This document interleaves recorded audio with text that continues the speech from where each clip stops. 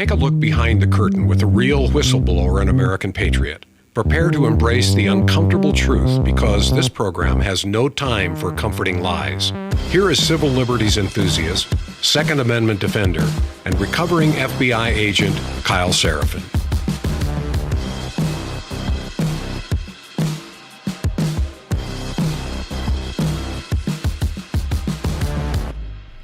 Well, hello, my friends. Welcome to today's Kyle Seraphin Show. It's 8:38 here on a Monday morning. We're going to get rolling just a few minutes later than normal. I warned our chat that we were going to be behind schedule, and not on purpose, but as is often the case for this program, there are competing interests. One of the things I do every day is a podcast, and I come out here and I talk to you, and we talk about news, we talk about some commentary, opinions, and I try to give you a perspective that is based on my life experience, times I spent in the government, times I spent in private sector, etc. The other thing I do, which is probably the bulk of my job, 75%, is I am a entirely unpaid government transparency, I would say radical activist, something to that effect. And I generally introduce myself to people that way. I do a podcast for a living, but I'm a transparency activist and I want to see government accountability. That's my real work. And so today, the real work got in the way of the paid work, and that's unfortunate, but I think it's necessary. And I wanted you guys to understand how it all kind of shakes out. Before going live, maybe about 15 minutes prior, we had a whistleblower disclosure head over to the hands of an attorney to be able to handle and pass off to members of Congress. Now, I don't know how it's going to go, but I do know that it's relevant. I do know that it's important. And when it comes to protecting current people inside our federal government that are trying to get information into the hands of the American people and the people that can do accountability, that actually is more important to me than being, 100% on time for starting a live stream podcast that many of you watch afterwards. By the way, some of you guys will never know that we were a little bit late this morning, but I do want to talk about it for the live audience, of which we have, about 1,000 people every morning on Rumble that does it. And we've got another couple hundred over on YouTube, which is really cool that you guys join us for that. So I want to be respectful of that audience. We're going to talk about the pipe bomber today. We're going to talk about a unbelievable story that dropped out on about, I don't know, what was it, like overnight, Friday going into Saturday morning. My friend Steve Baker pushed through the wall of, let's say, government threats and uncertainty and a bunch of different competing interests that exist inside, I don't know, whatever we're going to call this, the intelligence apparatus that does not want to be able to have truth and transparency with the American people. Came out the other side of it, made an announcement. We're going to cover that story in case you're just waking up today for the first time and not paying attention for the last couple weeks here. If you're new to this program, Steve Baker is an investigative reporter for The Blaze. He has been on the government's pipe bomber. I don't know. I'm going to call it a cover up because I don't know any other way to discuss it, for about 5 years, 4 years and change for sure. He made a wild announcement on Glenn Beck that lit some fires over in government agencies. We're going to try to debunk what those look like. I'm going to try to give you guys information. And strangely enough, despite all the online commentary in the social media space, which is really not reality, but it has an overbearing reaction for this administration, the craziest part for me is I've been part of this since, I don't know, week one, I'll call it, about January 13th of 2021. So this is not me injecting myself into a story. Unfortunately, I was injected into this story quite a while ago. So that's the explanation. We're going to talk about some news right up front, just because we should. Everybody should understand what's going on in the world. And there's a bunch of things. I've got the phone out of the Faraday bag, which I don't normally do, but it is out today because I'm watching for, if something crazy happens and we have to discontinue the podcast, then I'm going to do that because there are people whose livelihood and safety are more important to me. All right, before we get into the actual podcast part of it, let's do this one. Boom. patriot-protect.com/KYLE. They're one of our sponsors. They're one of the products that I use. It's a fire and forget solution to internet stalkers, criminals, scammers, cyber threats out there in your life that you don't want people to have access to your public information. It is public information at the end of the day. If you have a tax record, if you have a phone number, an email address where you work, some of these things are out there in the public. They can be exposed through data breaches, but a lot of them are just available. If you want to make it a little bit less available, which is not a bad idea. It used to be that people had to get a white pages, didn't they? that got delivered to their door, and they probably had to be in the same area as you. There wasn't a little computer machine that could go and type in your name and find out all this information about you. I've used this stuff. It's very effective. If you want to remove yourself from these things, there's over 100 data broker websites. They make money on clicks. It's pennies and pennies, or, fractions of pennies to be able to sell out access to you, and then scammers can try to find you or pretend to be you and all the other things. You don't want that. It's not expensive to go ahead and prevent it. Patriot-protect.com/KYLE. Again, patriot-protect.com/Kyle. You got to tell them some things about yourself. That's the nature of the beast. You go through an intake form, and then they go out there and look for that data and scrape it off the web. Part of the story is you got to tell them what it is so they can go find it. Just so you know, because there are other people who have your name. There may be other people that have similar identifiers. Check out my friends over there. There's a link in the show description. They've been with us for a while. I feel very good about using it. It has reduced the amount of nonsense and garbage that I have on me. And I'm a very public figure, it turns out. And I'm actually a pretty public target as well. So if you guys want to protect yourself, look at my friends at Patriot Protect. They're a great sponsor to us. And they are like a fire and forget. It's a couple bucks a month at the end of the day by the time you use my promo code. Make sure you got my name at checkout so you guys get a discount on it. And let's go ahead and do today's program. Let's see where this show takes us, because it's already a weird morning for me.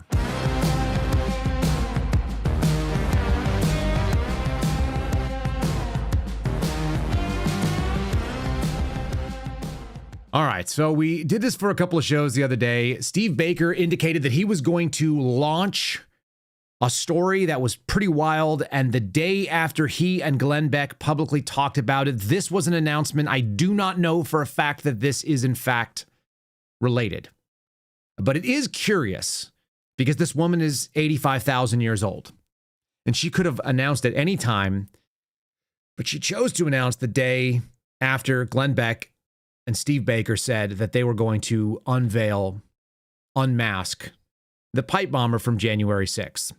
And for those of you who have been paying attention over the weekend, this will not be a shock. But if you have not been paying attention and this is news to you and you're just tuning in on a Monday morning for the first time, the subject that they have alleged was the pipe bomber from January 6th was a Capitol Police officer at that time. And I did a program last week talking about them being the Praetorian Guard. This female individual, who will read the story and we'll cover Blaze's reporting on it, this female was actively a U.S. Capitol Police officer, and the U.S. Capitol Police answer to two people. They answer to the Senate Majority Leader, and they answer to the Speaker of the House. Of course, Nancy Pelosi was the Speaker of the House on that day. And so many people have already drawn that parallel. They've drawn that line that said, okay, this agency answered to this lady. This lady has made that announcement. That's highly suspicious. It's quite true. It is very suspicious. That's not an allegation. It's simply looking at a fact pattern and saying that there are some circumstantial things that we might be interested in. But that's not the only news that's going on. So let's do a quick survey so we're not completely in the dark for what's going out there in the world. Let's start with this. The government is going to try to reopen, which I hate.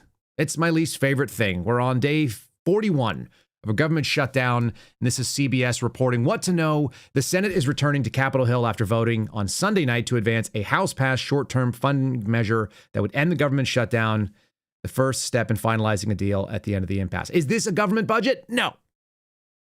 Is this going to solve the problems that we have in our government? Absolutely not. No. This is just more nonsense, opening up something that should be closed, because I think Americans are realizing, while we are inconvenienced with air travel, essentially, a closed government has no function, has no impact on your daily life. And that's why each of us got up this morning and were able to function with a cup of coffee and water, and the traffic lights are going to work. The coalition advanced a measure that's seeking to amend the legislation to extend government funding through January. This is more kick the can down the road, and pass a trio of longer-term spending bills as part of the deal to move forward. Senate Republicans have promised to hold a vote in the future date on extending health insurance tax credit under the Affordable Care Act. So they're not agreeing to give those tax credits back. They're agreeing that they will now have a vote on it in the future.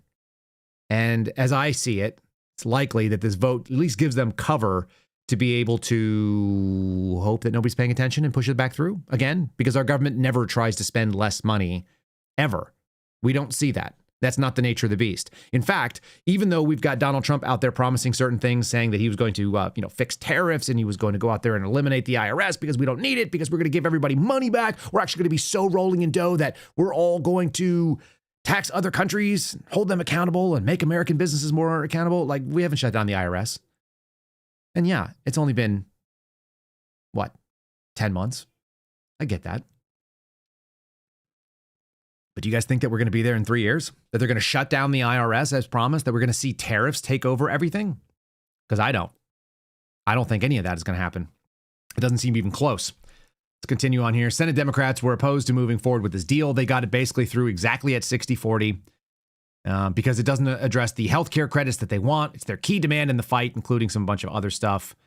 So there you go. And everyone's going to go out there and claim their strong suit. Remember, this is the easiest thing for you all to see. You can do it anytime you want. Look at who says, I did a great job. I stood my ground and I'm a fighter for you. That's one version of it. And the second version of it goes exactly like this. I'm willing to compromise and work together. I'm willing to reach across the aisle. No matter what you did, you're the hero. It's kind of like my colleagues at the FBI. No matter what they did, whether the case went well or went badly, they were always a hero when they write it up in what's called the 954, their sort of internal brag document to be able to get the next job.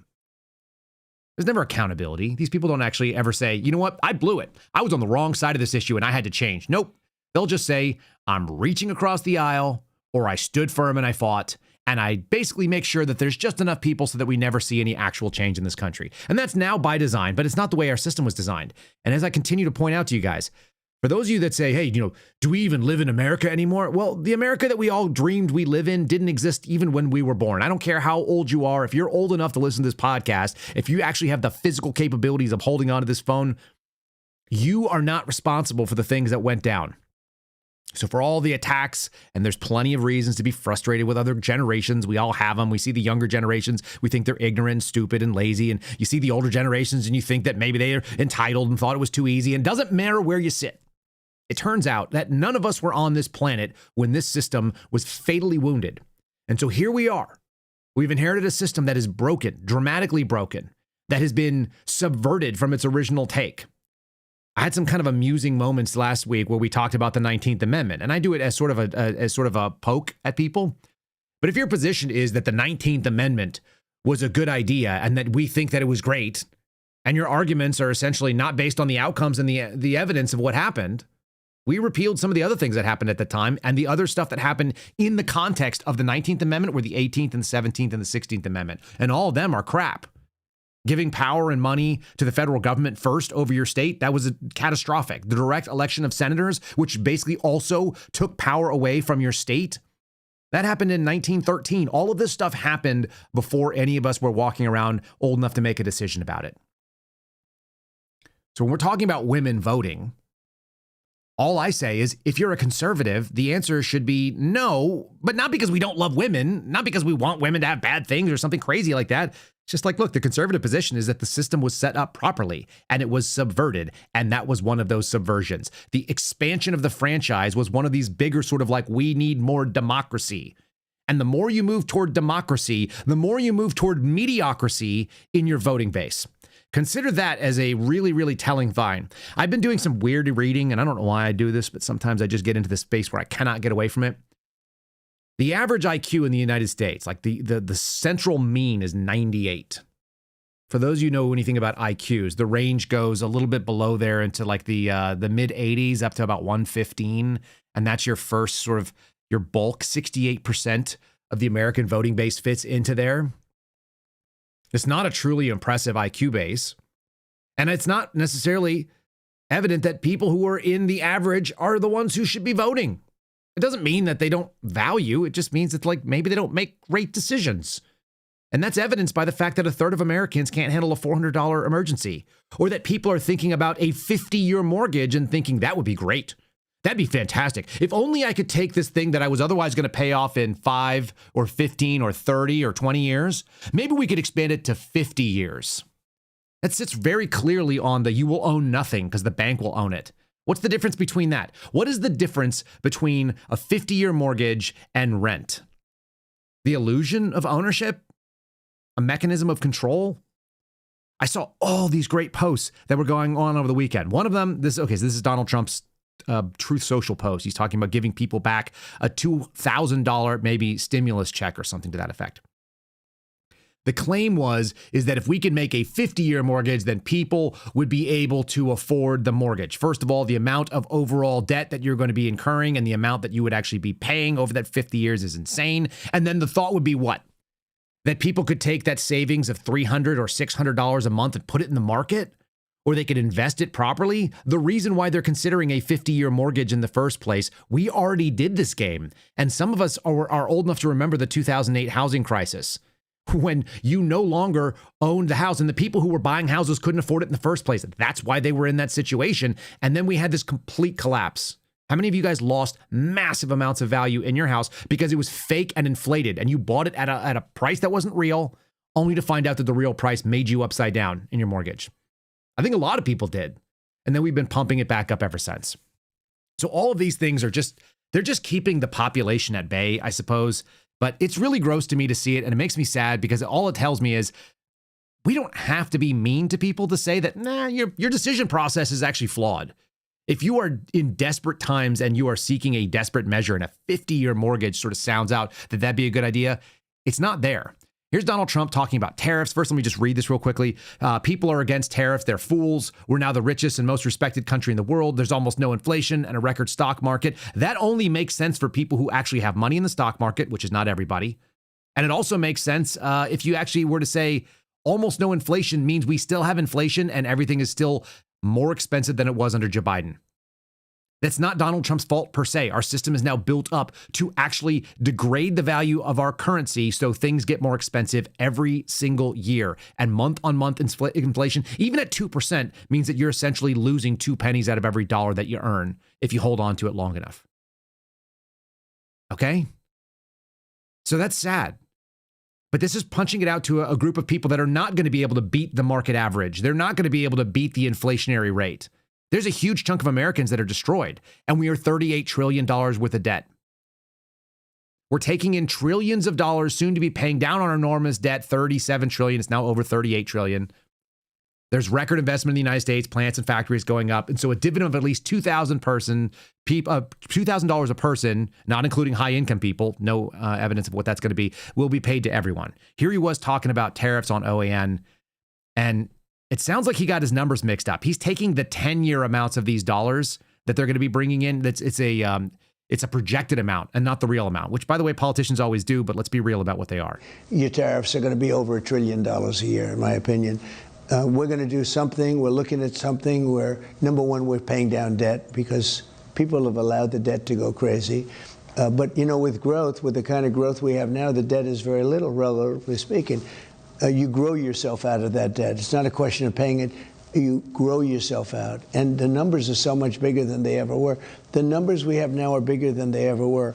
So when you have $36 trillion in debt a year ago or 2 years ago, and you have a lot less revenue coming in, then you have 37 or 38. It's not 38 yet, but it will be. And the numbers are so much bigger. All of a sudden, 38, you're under-levered, whereas for 36, you were highly levered. We're not highly levered anymore. Now, with that being said, we'll pay back debt, but we also might make a distribution to the people, almost like a dividend to the people of America. How much are you thinking for that, sir? Well, we're thinking maybe $1,000 to $2,000. Be great. Great. So are you going to get a check for $1,000, $2,000 as long as you're not a high income person, whatever that means? Well, probably not. Probably not exactly. And so these things just kind of seem like the classic Donald Trump. Say something. Donald Trump has never mastered the under-promise and over-deliver game. Not even once has he done that in my experience. And I think you guys could be realistic and say the same thing. We thought we were going to get a correction of the federal government. We thought we were going to get a correction of maybe the federal law enforcement, which was really scary. That's not happened. He's gone out and made a couple of corrections. Some of them are very good. I'm glad that he pardoned all the J6ers, including my friend Steve Baker, whose story we're going to cover in just a minute. But what does that $2,000, $1,000 to $2,000 dividend look like? Here's our Treasury Secretary, not exactly sure with this answer. It could the $2,000 dividend could come in lots of forms, in lots of ways, George. It could be just the tax decreases that we are seeing on the president's agenda. No tax on tips, no tax on overtime, no tax on Social Security, deductibility of auto loans. So, those are substantial deductions that, are being financed in the tax bill. Secretary. Can I call my income tips since I earn almost everything on a 1099? Is that doable? So it's going to help the people who are working for tips, and it's going to mean that if you have an auto loan, then you're going to be able to deduct that. What? That's not a dividend. Nor do we need it, per se. It'd be great if we actually fixed the problem and not try to throw us scraps, which is what this looks like to me. Call me crazy. Here's another correction that's going on, and I think this is also related to our story that we're going to end with here as we get moving in. Live updates. The senators are advancing a deal to open the government. We told you Donald Trump has pardoned Giuliani and others over the 2020 efforts. Those 2020 efforts are the so-called election denial efforts. And so that's worth knowing. Donald Trump has pardoned Giuliani and dozens of others that were involved in the effort to overturn the 2020 presidential election. The list includes, was listed by Ed Martin last night, anything to distract from what we're going to be talking about with this pipe bomber story, because I don't think they want to touch it at all. There's also an effort right now, just so you guys are aware, Ghislaine Maxwell, the co-conspirator of the late Jeffrey Epstein, is looking for a commutation of her 20-year prison sentence. That's what they've asked for. So it's interesting that we're going to see some movement, anything that we can go to shiny objects, anything we can do to kind of share with you that this is what's up next. Just do not pay attention to the pipe bomber. And why would that be? You're seeing a concerted effort on the so-called right-wing media. I'm going to tell you that they're pretty much all affiliated with the Federalists. So that's going to be the what's his name? Sean Davis and the Julie Kelly, who was previously there, and others that are kind of aligned with that. They're going to line up with some former feds who are going to say that Steve Baker's information is not good, because it's going to absolutely be a damning implication to the FBI, to the United States Capitol Police, potentially to the CIA and some others. So you got Trump out here doing a pardon of these folks. This seems like this should have been day one stuff as well. This is all, and is this going to lead to us understanding, well, this was a setup and this is what happened? I don't think so. Trump issued sweeping pardons for key figures alleged in the alleged plot to arrange an alternate slate of electors and expose voting fraud during 2020. So saith Ed Martin. I'm told Ed Martin is not interested in pursuing the case that we're going to talk about in a minute. It's kind of like a hearsay thing. So let me just say what it is. I don't have confirmation from that. I haven't talked to Ed Martin myself. I don't think he would want to talk to me. Trump pardoned high-profile individuals allegedly involved in the attempt. That's going to be Giuliani and Sidney Powell and Boris Epstein and John Eastman and Mark Meadows. Many of these people had their names pop up in the Arctic frost. And you saw that there was a little bit more on Arctic frost. There was movement to basically fire off additional people that were involved in that over the last week. All of this stuff feels like cover fire for the ongoing FBI scandal. It's always the stupidest and the littlest stuff that gets people screwed up. Do you guys realize that? Always. This is where they end up going. They get messed up over something small, and then they overcompensate, and they try to bring back their credibility, and they try to do anything they can. Here's our little segment that we like to do here. This song's too fun not to play. It's really catchy. Okay. This is our Cash Me in the Jet segment real quick. So our FBI director was hanging out in Beijing, China, as I told you guys, got on the plane, flew out of Beijing, made it all the way back to Elmendorf over the weekend while you guys were resting and not doing your things, not paying attention to news, hopefully, getting some timeout time. Then he turned around, he flew to Harry Reid. As far as I can tell right now, and I haven't seen an alert otherwise, but he's still hanging out in Las Vegas, which is his home. And that's maybe why you didn't get a official notification on the FBI's position. Here's my, hold on, we'll just.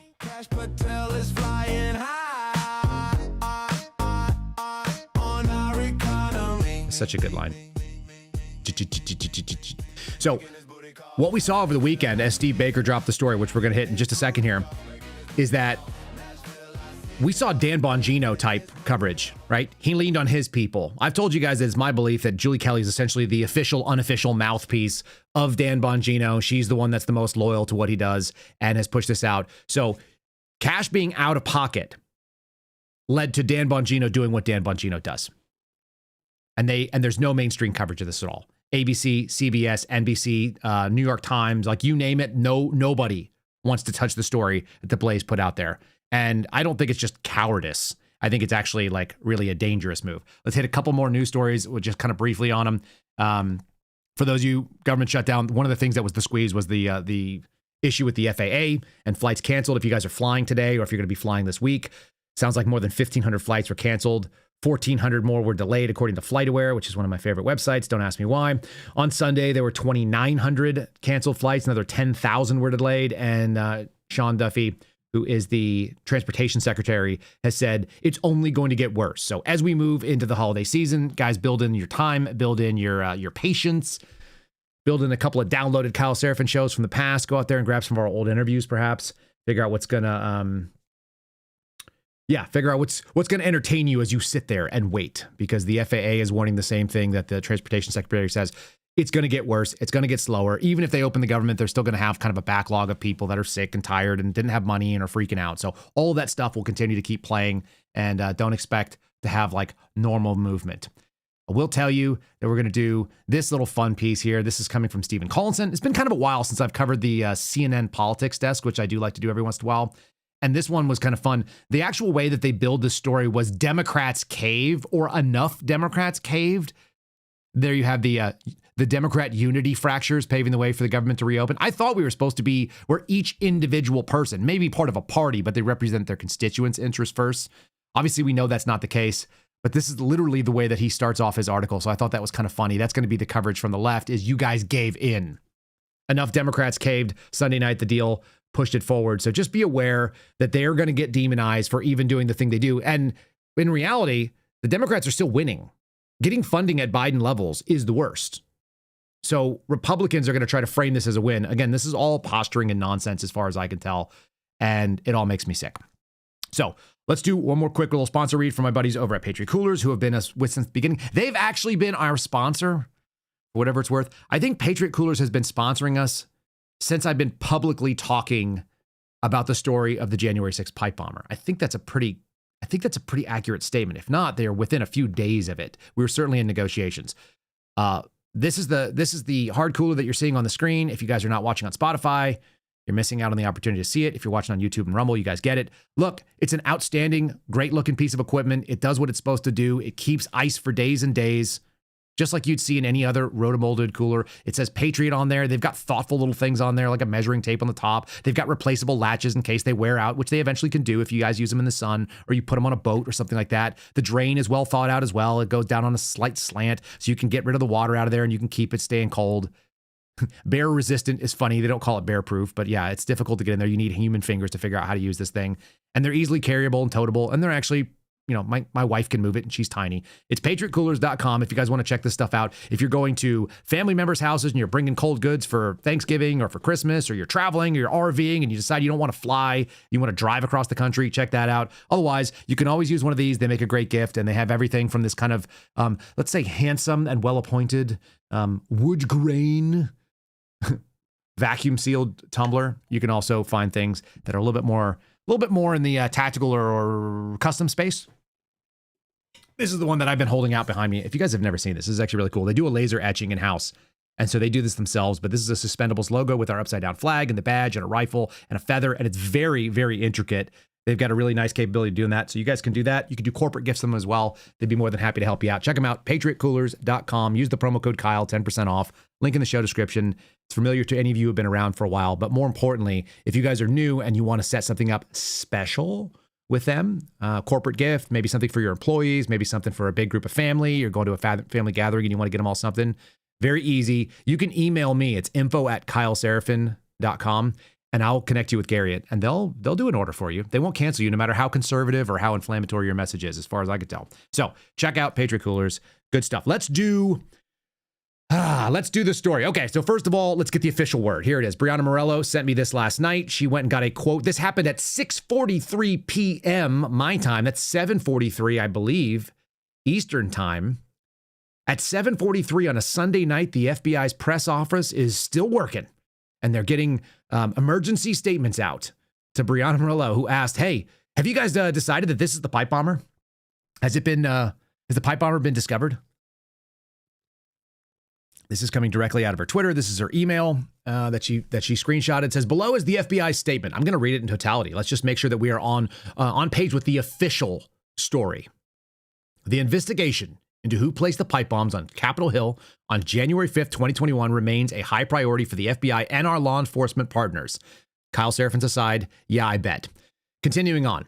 A $500,000 reward remains in effect for information leading to the arrest and prosecution. Remember, they always say arrest and prosecution, which they may not do. They can decide not to, of the individual who placed the pipe bombs. The tips we've received so far from the American people, including open source leads, have helped us advance the investigation with expediency and professionalism, and we ask the public to continue to assist us by taking a fresh look at our Seeking Information webpage, which includes images and updated videos of the suspect's backpack, and the suspect's shoes, the explosive devices, and a map of the route the suspect walked on the night the pipe bombs were placed. We urge anyone who may have previously hesitated to come forward, or anyone who may not have realized they had important information to contact us and share anything relevant.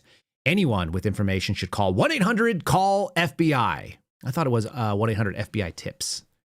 Maybe they have two phone numbers. Submit tips online at tips.fbi.gov. Regards, the National Press Operations Unit for the Office of Public Affairs at the Federal Bureau of Investigation. That would be the one that is run by Ben Williamson, who is a non-FBI person who came in under Kash Patel as a buddy and has absolutely no business being an assistant director of the United States law enforcement entity known as the FBI. Has no business being there. And so what this email says to me, now we're moving into the commentary space, I guess. What it says is, if you have any way to help Dan Bongino and Kash Patel spin this so that they don't have to address the ridiculously capable allegations of my friend Steve Baker and the Blaze and the very well-researched piece they did and the infinitesimally small odds of what I will share with you today, please give them information. They want to spin this. If you guys recall, 13 months ago, Kash Patel actually speculated that they would come up with a plausible story, and it was a training exercise. For those of you that are Dan Bongino listeners, and many of you that say in our chat every morning are former Dan Bongino listeners prior to him going into the government, and you'll recall, he said eventually the government will find a way to blame it on a training exercise. That is the reason why I interviewed Joe Hanneman the other day. This was going back about 3 weeks ago. And we demolished the possibility that they could try to use the thing that they have been speculating against. Remember the concept that we've talked about here before of illusory truth. Illusory truth is when something is stated enough times, in other words, kind of like repeat the lie enough times, you start believing it to be the truth. Illusory truth means without any factual basis. If you've heard it, if it's gone into your head enough times, then you could actually believe that something is true. You can convince yourself of something that is false. And ain't it interesting that the same people who were out there telling you over and over again, the government's going to cover up by calling it a training exercise. The government's going to use training exercise as an excuse for what happened. Those same people were hoping to use the training exercise and exploit the illusory truth effect on your brains, on the brains of the audience.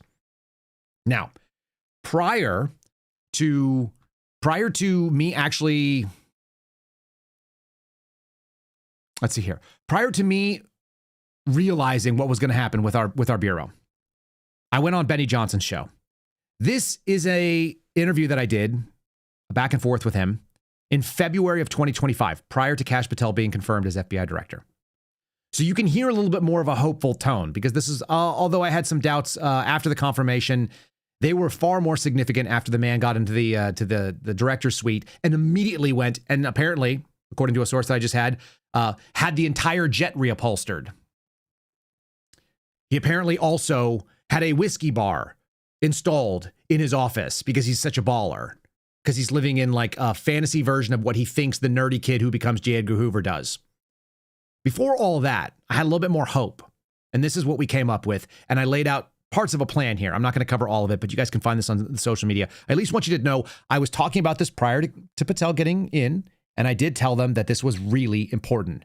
And by the way, so did they. They told us that. I don't believe they're that incompetent. I just don't. There's one J6er, Kyle, that I will devote every resource of this program to personally. It's a finding. It is the pipe bomber. For sure. One person who behaved in a way that would have caused mass terrorism, right? And planted a pipeline. So let's believe the official story. Could have killed the vice president, right? Theoretically. Because theoretically, Kamala Harris walks right by the bomb. So, and how do you take my team, which is sitting on someone that is going to hopefully get us there, and pull us off, which is what they did in the second week. They took us off and they said, you can't go watch this person anymore. You need to go back to your offices, sit out at the airport, and just look at your computer terminal and read random tips of people who hate conservatives and who hate Republicans that are coming in wholesale across the lines from West Virginia. So and that's what they did. They had a hot lead, dead to rights, that had direct physical connections and transactions with the pipe bomber, and they pulled you. Correct. And I said, I'm like, look, if you guys don't want to go talk to them, I will. I understand, like counterintelligence agents, counterterrorism agents, they work in national security. They get real cagey about going out and talking to people. I used to work in outside sales. I'm not exactly afraid of like knocking on a door and having a chat with somebody. I was like, supposedly this person was associated with the Air Force. I was an Air Force veteran. I'll go knock on the door and say, look, man, you probably got on the wrong side of this thing. Why don't you come in and help us out? Because we're trying to figure out so nobody gets hurt. And you wouldn't want that. But that wasn't what they did, as far as I know. Now, maybe they went back and did it after the fact. But I was in the Bureau for at least another year after that, and I never heard that ever got done. And I got friends that were on that surveillance team, and they were never put back out there again. That goes up to right now. That's never been done. They claim they went and did the interview. And if that's the case, then the interview actually exists in the FBI's files, and that's even worse for what's going on. I'm going to take you back in time right now. This goes back to a story September 22nd of 2022. This is 2 days before the fateful interview where I walked out and put my face on camera and spoke with Dan Bongino for the first time. That goes back a little bit more than 3 years at this point. FBI, whistleblower, counterterrorism cases against alleged right-wing extremists are mostly entrapment. This is the thing that set off the government coming and trying to discredit everything that I've had to say. And what I've said here is factually accurate and continues to be. People will go out there and try to poke holes in what I have to say. They may not like the personality that I deliver the message with, but I don't care because the information I have has been overwhelmingly well received by people that are still inside the FBI. I got yet another message from a current FBI agent on the edge of retirement saying, you're spot on. By the way, this person disagreed with me about Steve Jensen, said he's a great guy.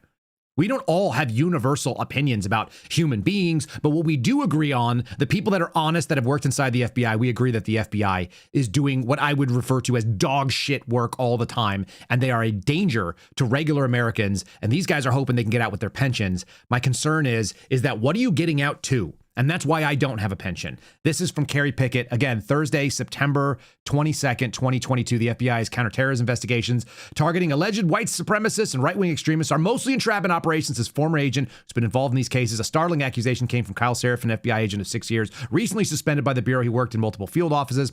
Close. I worked in 2 field offices, but I worked in multiple AORs during the work I did. My team was deployed to 20 or 25 different high-profile national terrorism organization or terrorism investigations between 2018 and 2021. And what I saw as the most obvious statement is that there are 3 things about counterterrorism investigations. Number 1, the demand for white supremacy vastly outstrips the supply of white supremacy. 2, the FBI's playbook. You guys see where this word came from? It came from day 1, the playbook.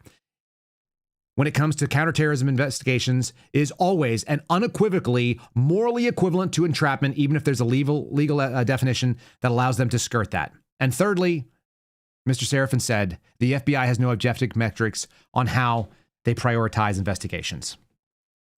It is an entirely internal process for determining what is a national security priority, and they negotiate it back and forth to see what is going to be of value to them. I want to just keep going through this timeline with you a little bit as we get to the story of the pipe bomber, because unfortunately, my name and my credibility is going to be relevant to it, but more importantly, this story's sticking power is also part of the story and how long it's been out there. FBI officials warned that after January 6th, some in the Bureau were quote unquote sympathetic to the Capitol rioters.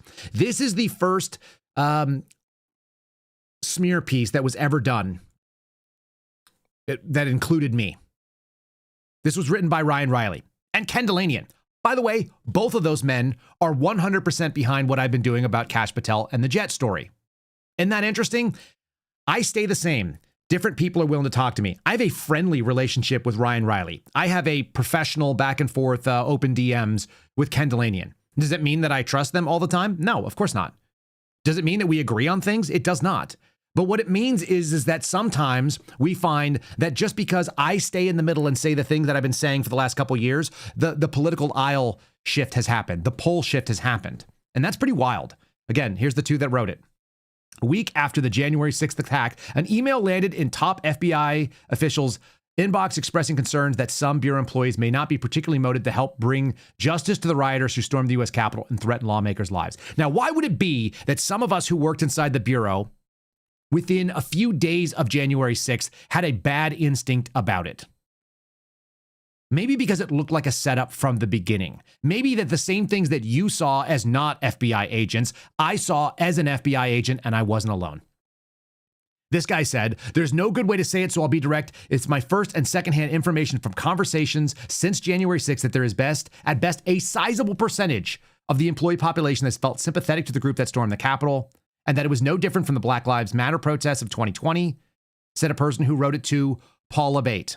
Paul Abate was the over-the-top approving official of Arctic Frost. Paul Abate was the deputy director of the FBI. Do you guys hear his name on the list of people that's being investigated? Paul Abate, let me just break it over here. Paul Abate handpicked many of the people that are currently in the senior leadership positions that Kash Patel is taking advice from right now. You get it? And the story goes that Paul Abate got on a call and said, if you are not behind the prosecutions of January 6th, then you need to get the hell out and find yourself another job. I'm paraphrasing. Something to that effect. This email was disclosed. Again, this piece was written in October of 2022. So this was about, 18, 19 months after January 6th, something like that. It was part of a FOIA request. They go on and they talk not particularly nice about me. They have the president of the FBI Agents Association saying that the FBI agents understand the importance of separating their own personal views from their professional work. And you know that they did this. How do you know, folks? Because FBI agents who are otherwise well-meaning and decent human beings went out and did the work that their government asked them to do. And they arrested J6ers en masse. And they destroyed families. And they destroyed a lot of Americans' trust in their own government. Did they not? Is that not what they did? I'm just saying. Here's where it gets fun. This is from the Washington Times again. This is again from Kerry Pickett. And this is in May of 2023. January 6 pipe bombs at the DNC and the RNC were inoperable, says ex-agent whose story contradicts the FBI's official story. I paraphrased the title, sorry. You guys know the story of who this person was. She quotes me, going back to May of 2023. This story is something that I have been telling you since the beginning. And what's amusing is we've been validated this year as Patel's people are trying to put stuff out, and as John Solomon is leaking information on behalf of the FBI that tries to make it look like they're involved in transparency. The former agent Kyle Seraphin said that technicians were working in the joint program for countering IEDs, told him the devices left to the RNC and the DNC could not detonate. The devices were primitive. I'm just going to quote myself here. The devices were primitive and had all the components that you would have for a bomb, but they weren't assembled like a real bomb. They would have never gone off. There's no chance they could have actually detonated. So they were inert devices. They just looked good. Or as I recall the words being, looked very bomb-like. And what do those looked very bomb-like devices look like? There they are. This is in a declassified, unclassified, and then let's say, distributed. It says not for external dissemination. And then it was externally disseminated to the folks over at Just the News. John Solomon, the prime outlet for Kash Patel. Remember, when Dan Bongino goes crying to someone, he runs crying to Julie Kelly. And when Kash Patel goes crying to someone, he runs off to John Solomon. And here it is. By the way, there's another story today, which I'm not going to cover. John Solomon has something on his website talking about how, although the FBI director is using the jet, he's saving money by abusing the jet in a way that's better than the old people who were abusing the jet. I'm paraphrasing, of course, again, with sarcasm. Here's the piece. They've got a power source. They've got an initiation device. They've got alligator clips, which is your electrical conduction. It goes into a kitchen timer. You have a casing, which is going to be your pipe and the ends. And then they had some sort of energetic material. But the problem with this whole thing was, and as I said, it was inert from the beginning, which is something I've been on record saying, and the FBI denied it, including under oath when Steve D'Antuono, who was the top of the Washington field office, said, no, I understand that these devices were viable. Here is the FBI lab division piece on it. Powder from device 1, item 2, contained the oxidizer potassium nitrate, the fuel sulfur, and the fuel consistent with charcoal. The powder was tested for thermal susceptibility, known as a flame test, with negative results. It was not thermally susceptible. But this is where it gets fun. In the proper proportions, these chemicals can form the low explosive black powder. There are two types of explosives, essentially, high explosives and low explosives. You guys are familiar with the idea that like things like C4 and dynamite, they explode at a rate of like, I think it's like 20,000 to 25,000 feet per second. And low explosives are significantly less. They're in the hundreds of feet per second. They still explode. They're just not as powerful. The thermal susceptibility test was negative on this information, which means it probably would have set off a bomb dog's nose, but it couldn't go off. Oh, wait a minute. What was it that Seraphin said again? This was corrosive. He was somehow, that they were inoperable is what I said. That they were inert, that they looked very bomb-like. I've been saying this out loud publicly, and probably at some risk, to be fair, because we've always kind of played this line of like, what can I say and what can I not say? There are NDAs that exist inside the government when you go work these things. The difference is that after I got my NDA, they also handed me another letter who was signed from my boss, who also, by the way, happened to be my boss on January 6th of all things, who happened to work underneath Steve D'Antuono, who made some lies about this particular device. Steve D'Antuono was the ADIC of the Washington field office. Directly beneath him, Jennifer Moore. Jennifer Moore was the lady who removed me from federal service. And she wrote me a letter and had me sign it that said that I had been removed of my duties and responsibilities as an FBI agent after I'd signed the NDA. The NDA says certain things, and then I was removed of my duties and responsibilities as an FBI agent right there.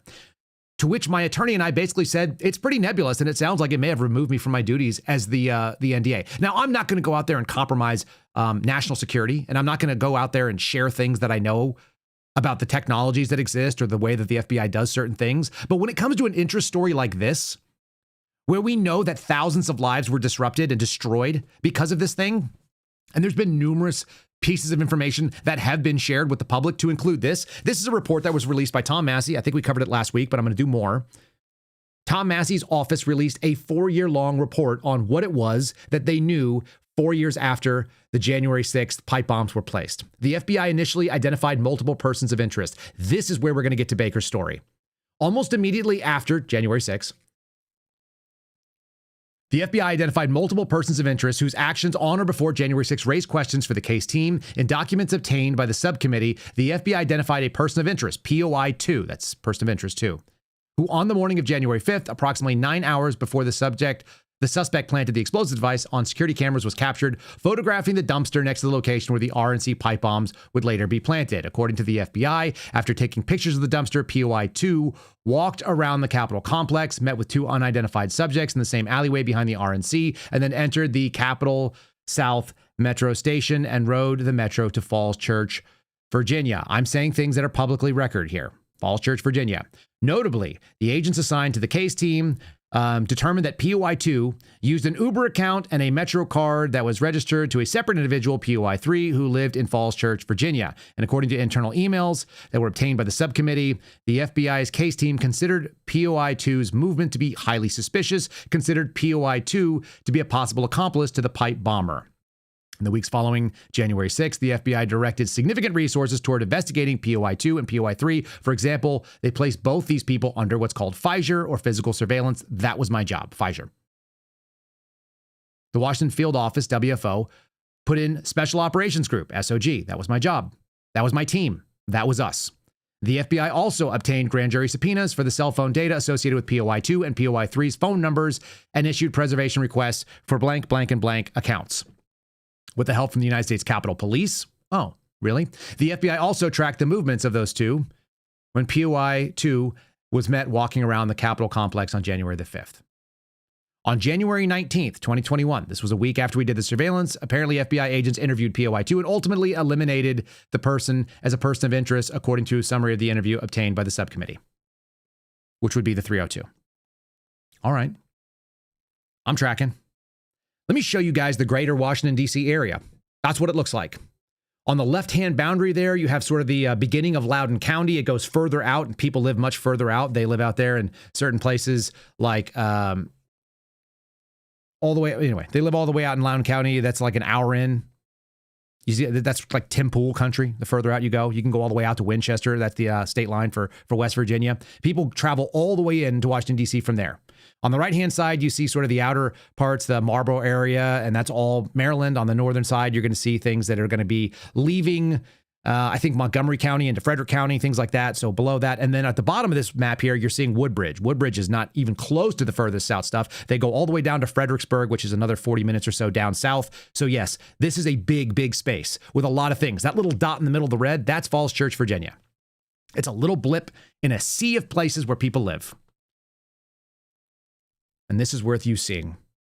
2 red squares, those are doors, obscured by an aerial photograph. On the right-hand side is the person that was POI2 that we were surveilling. On the left-hand side is the alleged pipe bomber that Steve Baker came up with, and he told me about that person's address on Thursday or Friday of last week.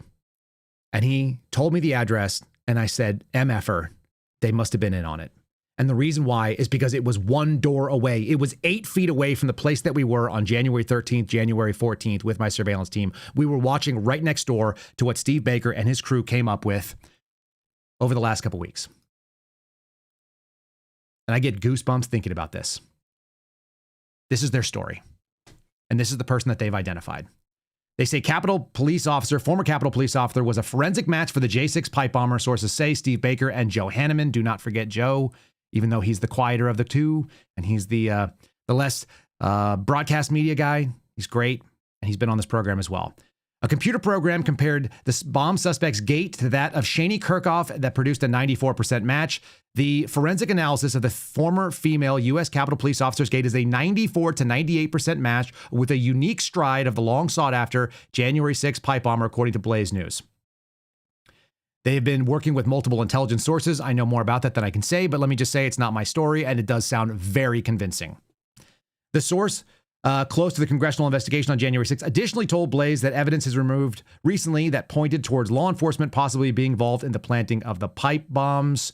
The software algorithm analyzes the walking parameters, including flexion, which is knee bend, hip extension, speed, step length, cadence, and variance, which rated that Shani Ray Kirkhoff, 31 years old, of Alexandria, Virginia, was a 94% match to the bomb suspect shown on video from January 5th, 2021. A veteran analyst who checked into it for Blaze said that based on visual observations that the program can occasionally struggle with, he pegged the match even higher, closer to 98%. I've read some of the other sourcing that Baker has on this too. And the sourcing says some pretty wild stuff. Like, they would have ordered a capture-kill mission based on less than what he had. Kirkhoff was a Capitol Police officer 4.5 years, left the department in mid-2021 for a security detail inside the Central Intelligence Agency. They've since walked back some of this story and said that she wasn't at the security detail. The way that it works over at CIA, as I understand it, is they have security guards that guard the premise, the campus of the CIA. They also have a dignitary protection unit, and those are all the same job description. So it's not real clear to say what is and what is not the case, whether she was specifically a security detail person for the CIA director or whether she just did physical surveillance there. By the way, I've confirmed it with another CIA employee that they have in fact seen this woman on the campus working there. She does in fact work in a security role. What that role is, kind of irrelevant. She now works at the CIA. The CIA, by the way, came back and pushed and said she's not on the security detail for the CIA director. So now we're supposed to believe what the CIA says about CIA employees because the CIA is not allowed to lie to us. Just to be clear, that's the claim that you're going to see from people on the political right. All right. She has a residence in Virginia. It appeared under the watchful eye of law enforcement on Friday night before they actually launched this story. Blaze editor-in-chief Chris Bedford was pulled over by local police when he stopped near the home just to observe and see if anybody had actually served a search warrant there. That happened on Friday night. And this story was dropped very, very late in the day on Friday. I guess it was Friday going into Saturday. The FBI failed to solve this case with nearly 5 years worth of investigative resources. Again, our FBI, an $11 billion a year federal law enforcement agency, was unable to handle the single most terroristic act that happened on January 6th. Can we just go ahead and grasp how ridiculous that is? Because for me, it is beyond ridiculous. As I said to Benny Johnson in February, they're better than that. Even when the FBI is not great, it's still competent. It was able to find people based on their freaking earlobes and determine that somebody was a match and then go knock down doors and put them in prison from January 6th. But it can't find somebody that was a government employee, that had government information, including polygraph and all kinds of other stuff on file, that walked around for hours on government video cameras,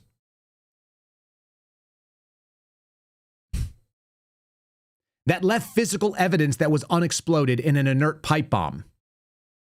They couldn't find touch DNA, trace DNA. They couldn't find a hair or a fiber anywhere on this. Are you kidding me? She worked in a sterile environment and never handled this thing? Maybe so. Very impressive tradecraft. And then she was on a cell phone on video. The person who placed this bomb was on a cell phone. So you're telling me that you couldn't find this person, or are you telling me that you didn't want to find it? And then comes the kicker. The FBI put us one door away from the person that Baker's team found 5 years later. One door away within a week. And then we were pulled off when we wanted to go and do a quick knock and talk interview to clean this thing up. Because if you guys recall, and this is a totally reasonable thing for anyone to think, if you're an FBI agent, you'd go, look, we need to not have someone throw another bomb in the Capitol. And so that's actually a really big deal. Like, I've got kids, the people that work in the FBI are all people who travel in and out of Washington, D.C. We had an inauguration coming up. Were we going to do an inauguration and the belief that there was a random person that randomly was going to throw pipe bombs into the nation's capital, and we weren't going to do everything, including like maybe doing something a little bit more aggressive than normal, like doing a knock and talk on somebody and seeing if they would talk to us? We got pulled in. Don't do that again. Go evaluate garbage leads. As I told Betty Johnson in February, as I told Carrie Pickett going back to May of 2023, my story's been consistent the whole time. Because that's what happened. Guys, if you think I don't know, if you think that we can't substantiate that and there's not actual documentation, I already read it out loud to you, Tom Massey's piece. They went out there and said they put SOG on there. Guess what? There was one squad that did SOG. That's it. That was my squad. We did that. I was on ID 21, India Delta, Intelligence Division 21. That's where we worked. To claim that we didn't, it's already been substantiated by congressional investigators. The question is why did they pull us off? And I can't think otherwise. We spent 2 days out there. The article says 2 days. I confirmed with another person from that surveillance team. We were out there for 2 days. We got pulled off after the second day when I said, let's go do a knock and talk and get this thing done, because we didn't see the guy come out of the door. That was a very contentious and scary time for those of you who remember January 6th. Those of you who were in the National Capital Region, this was the biggest terroristic threat. The idea that there was a rogue person that was going to throw random explosives, even if they were just dummy explosives, which, by the way, we were briefed. And I talked to another FBI agent who was my buddy. I called him and I was like, do you remember that? And he was like, yeah, you called me when you were out there. And we talked about it because he had friends that were on the team at headquarters that were way up in the bomb program. And they were like, yeah, it was common knowledge that these were inert devices. So why have they been lying about this to the public if they were serious about trying to have somebody collect this reward? Says here, the FBI tied DC Metro Rail trip card allegedly used by the pipe bomb suspect. You guys heard a very similar version of that in Tom Massey's thing as well. And that goes back away. For those of you that are wondering, hey, Kyle, why would you even need to know about the bomb if you guys are out there doing surveillance? Because it actually has a big decision on how your security posture is set up. You can get closer to people if they have no explosive device and they're not likely to be like a suicide vest. But if you're dealing with somebody who's got an S vest or the possibility of blowing themselves up, you might stand back a little bit to the minimum safe. It's called officer safety considerations. These are very standard in surveillance operations and so on. This has been an ongoing thing. Guys, I'm going to show you what the door looks like, okay? Can I just show you how crazy this is? All right, for all of you that are watching on YouTube right now, for all of you that are on Rumble, actually, let's just do a Spotify ad. You're seeing it on the screen already. If you're not watching on Spotify, you're missing out on that. If you're watching on one of the video platforms, make sure you guys like us. KyleSerafinshow.com. Audio listeners, consider doing Spotify. We don't make any extra money on it. That has nothing to do with it. I just think it's a better experience for you, and you can switch over and see what I'm about to show you.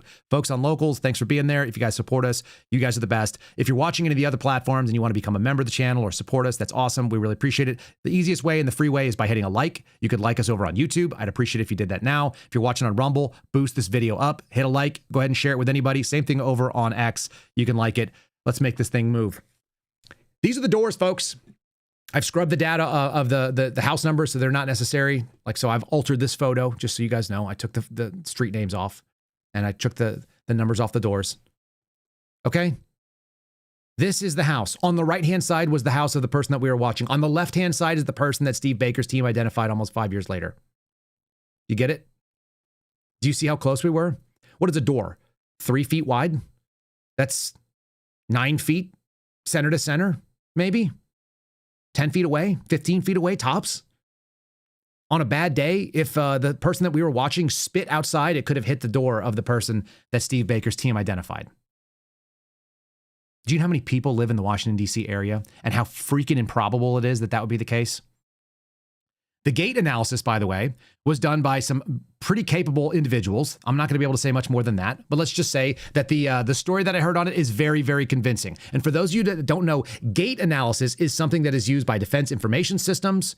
It is used by the National Geospatial Agency. It's used by a lot of pieces of the United States intelligence community. Is it a standalone metric, generally speaking, for identification? No, not without some context. But they had some context, and that's why it was functional. It was one of the tools that was used to identify Osama bin Laden 16 years ago from satellite imagery. This wasn't taken from a satellite. We have actual images of this person walking in and out from a few feet away because there's actual cameras all over the place in DC. You guys get it? That's what I'm asking. Consider how probable it is when people who are interested in finding the answer actually may have found something versus the folks that are out there on the right now that are trying to say otherwise. And there are significant people. If I had seen this and you were like, hey, what if I were to tell you that the FBI had an assassination plot on the former president of the United States, aka Donald Trump, and my evidence was that they had a pre-printed form that had things that said the FBI's deadly force policy on it. If that's evidence for you that the FBI tried to kill the former president and now the current president, are you seriously going to question something like gate analysis coming out of an intel thing and finding out that the person was being watched was a few feet away from an FBI surveillance team 5 years ago? That's too much for you to swallow, but you believe that pre-printed forms that were written after Ruby Ridge were a plot to kill the president? And I'm talking, of course, about Julie Kelly, who's the mouthpiece for Dan Bongino. She doesn't say anything that he doesn't agree with, it sounds like. That's my impression, that's my opinion, based on the way I've watched her communicate. Are we really that? I had a picture. I don't even think I put it up on the screen here, but let's do it. Let me just grab it real quick. Hold on. Give me a sec, folks. It's like the point of view of the right-wing clown show right now. I think we can put this up here. This should be easy enough to see. See if I could expand it out. Yeah, let's do that. Okay. This is what the right-wing clown show looks like. That's here. This is all the Federalist type folks that are trying to show you, oh, this couldn't be the case. Why would they care to defend the government today? There it is. It's a bucket of crabs. It's a bucket of crabs that are trying to call the one most interested party. Were any of the other reporters that you hear that are out there like disparaging the work of Steve Baker, were any of them arrested by the FBI, put in handcuffs and walked out? Did anyone else remember that? Because I remember that. I remember that it looked like this. These are people that would have been my former colleagues. They put my buddy in cuffs while he was wearing a suspendables pin on his lapel in his jacket, and he walked out there dressed like a man in a suit. They told him to show up in shorts because they were going to go and they were going to take him to a detention cell where he was going to be belly cuffed. He was going to be cuffed at the hands on a belly band, and then he was going to be put in a prison cell or a jail cell waiting for his initial appearance with a bunch of like methamphetamine dealers. And there's the two agents from Dallas that did it. You think my buddy doesn't kind of hold like a grudge and want to actually get this story right and doesn't want to just wing it? He's been pretty darn patient. The so-called Biden administration FBI arrested my man and put him in that car and drove him into a federal courthouse. Has Julie Kelly ever dealt with that? Has she ever done any original work as far as we can tell, or does she just go out there and find things on Pacer and then tell everybody that she's at revelations and she has revolutionary reporting? Let me tell you a revolutionary piece of information. The person that I watched was right next door to the person that this guy just identified in his story.